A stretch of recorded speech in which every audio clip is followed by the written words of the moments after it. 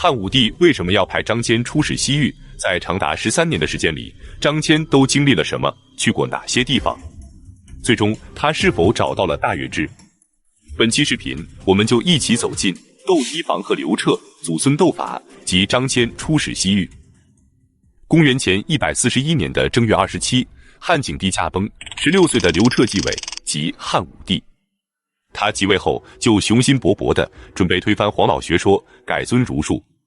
他下诏广招天下贤良之士，经过层层选拔，有100多人被招入京城考试，这其中就有司马相如、东方朔、董仲舒等人。董仲舒，广川人，30岁时就招收了大批的学生，开始讲学，声誉日益壮大，在汉景帝时期就成为了博士。在这次测问中，他就向汉武帝提出了罢黜百家、独尊儒术的建议。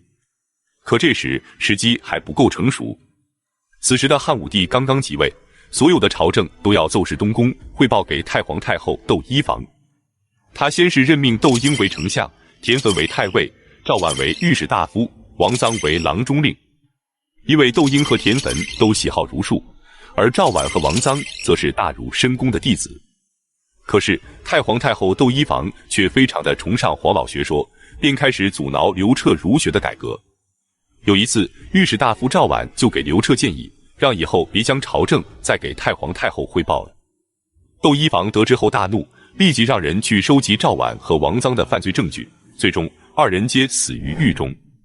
随后又罢免了窦婴和田汾，还下令废弃所有的儒家礼制。至此，汉武帝儒学的改革彻底失败。除了窦漪房的阻挠外，馆陶公主刘飘也来捣乱。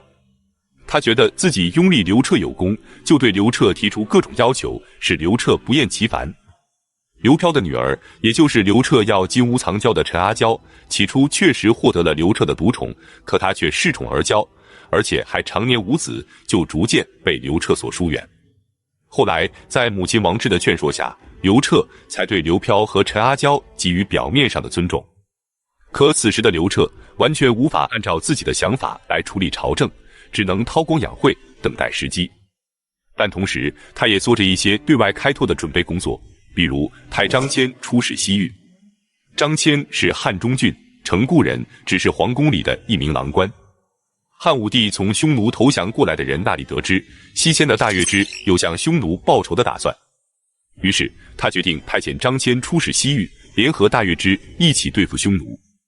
公元前139年，也就是汉武帝即位的第3年，张骞率领100多名随从从长安出发，前往西域。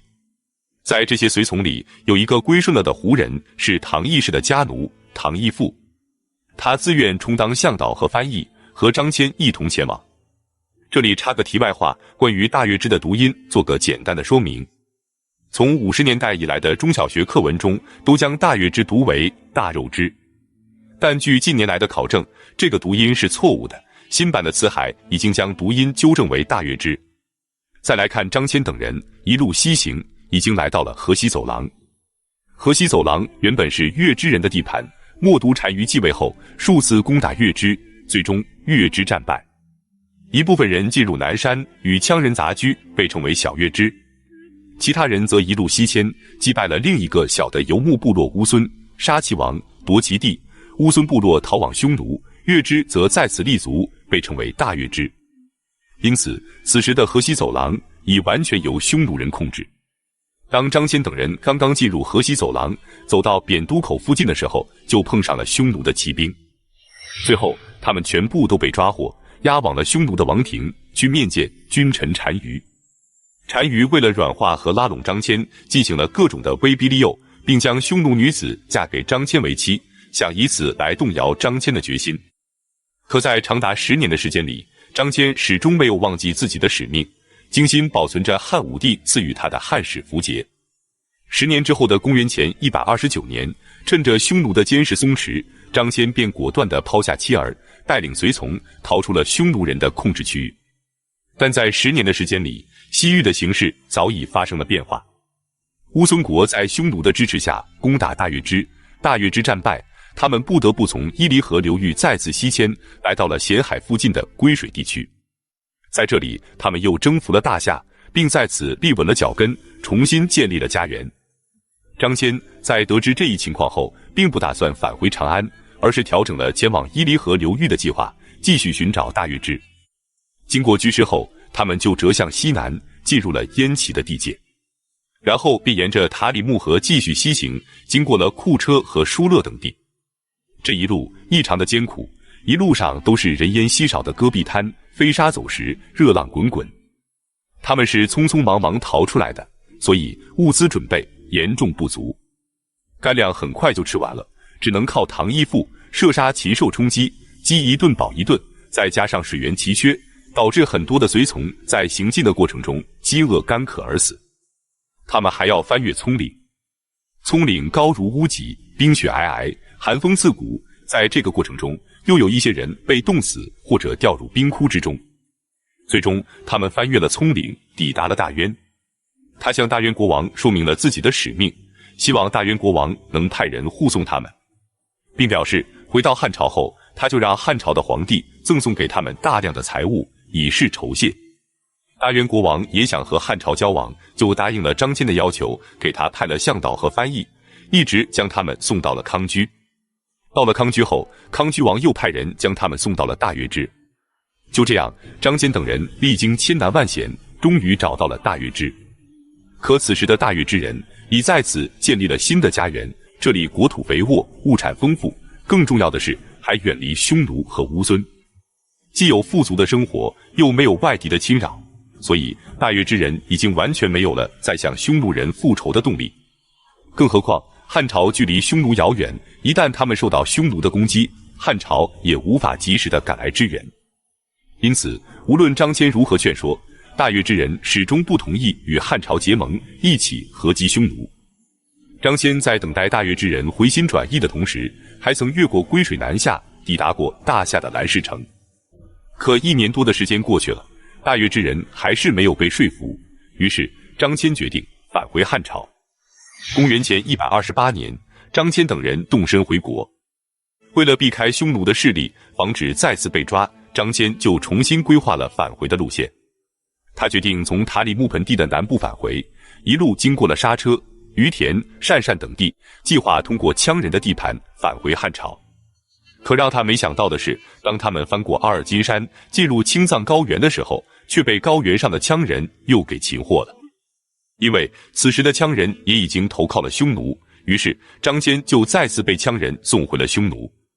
可张骞的这种勇气和意志也赢得了匈奴人的尊重，因此君臣单于不但没有杀他，还把他的妻儿送到了张骞的身边，希望通过家庭的温暖感化张骞，让他放弃回到汉朝的想法。就这样，张骞再次被扣留在了匈奴。1年后，君臣单于去世，他的弟弟左谷离王拥兵自立，发动了政变，打败太子于禅后，自己继位，即医治察单于。匈奴的这场内乱无疑是张骞逃脱的绝佳时机，于是张骞等人便趁乱逃走，可这次逃出来的就只剩下了张骞和唐义父2人。公元前126年的一天，汉武帝刘彻突然得到了一个令他欣喜若狂的消息。13年前他派张骞出使西域，可10多年来一直杳无音信，他早就不抱希望了。没想到他们还真的回来了。张骞的这次远征虽然没能达到同大月支建立联盟，共同夹击匈奴的目的，但产生的实际影响以及对后世历史的作用却是非常巨大的。他扩大了中原王朝的视野，为汉武帝向匈奴宣战提供了重要的军事地理资料。回到长安后，张骞就将所见所闻向汉武帝做了详细的汇报。汉武帝非常满意，特封张骞为太中大夫，封唐义父为奉使君。在这次西行的时候，张骞还了解到一个被称为渊渎的国家。在张骞的建议下，汉武帝便遣使南下。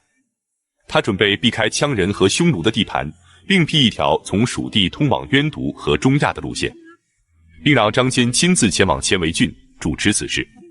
公元前122年，张骞派出4支探索队伍，分别从四川的成都和宜宾出发，向青海南部、西藏东部和云南境内前进，最终的目的地便是渊渎。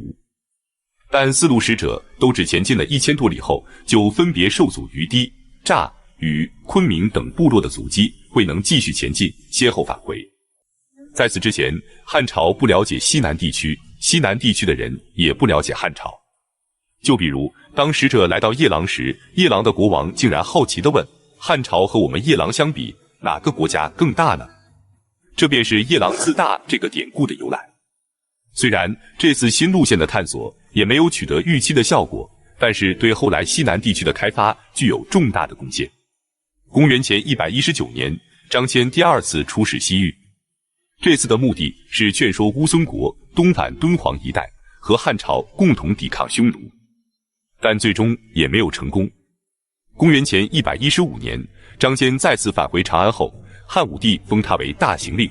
第二年，张骞因病去世，归葬于自己的家乡，现在的陕西省城固县博望镇。张骞出使西域，起初是出于军事目的，但后来的影响却远远超出了军事的范畴。他打通了汉朝连接中亚和西亚的通道，这条通道便是著名的丝绸之路。本期视频就到这里，感谢观看，下期再见。